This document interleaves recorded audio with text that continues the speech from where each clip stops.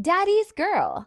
Daddy, what are you doing here? In the firelight, he saw a mild-faced young girl with eyes as large and luminous as those of a cat's. Who are you? He asked. She picked petals from her flower crown as she spoke, and they floated to the ground as she dropped them one by one.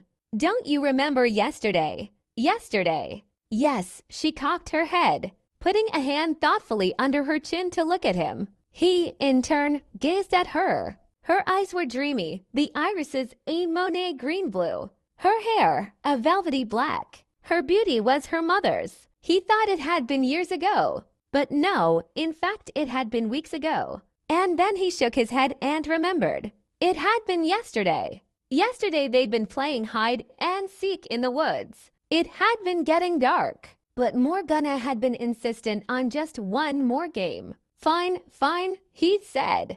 Then he'd closed his eyes and counted. 1, 2, 3, all the way up to 10. When he'd opened his eyes, she'd been gone. Into the darkness they'd looked and wept, to no avail. Now here she was, and he suddenly felt aware of how much older he'd grown. "How's Mommy?" she asked. She's fine, honey," he said. A warm, clear light filled the enclosure. As the minutes passed, the sun sank over the trees, bathing everything in rich golden hues. Summer was ending, and the days were growing cold. Her hands had been cold. Now those hands were right in front of him. He longed to take them in his own. She looked just like the day that she'd disappeared, pale and small with short black hair. And yet there was something about her that had changed. He couldn't quite put his finger on it, but she seemed better. She seemed well-fed, and her hair and skin glowed.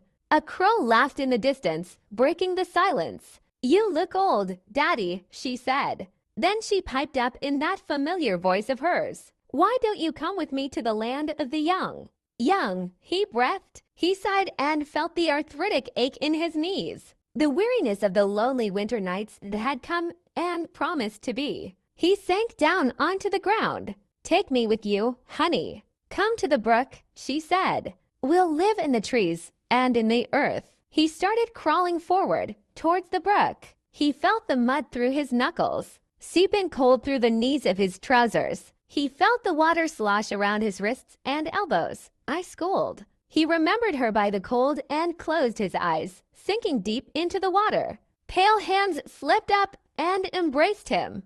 A few feet away slept a man in a smoking car.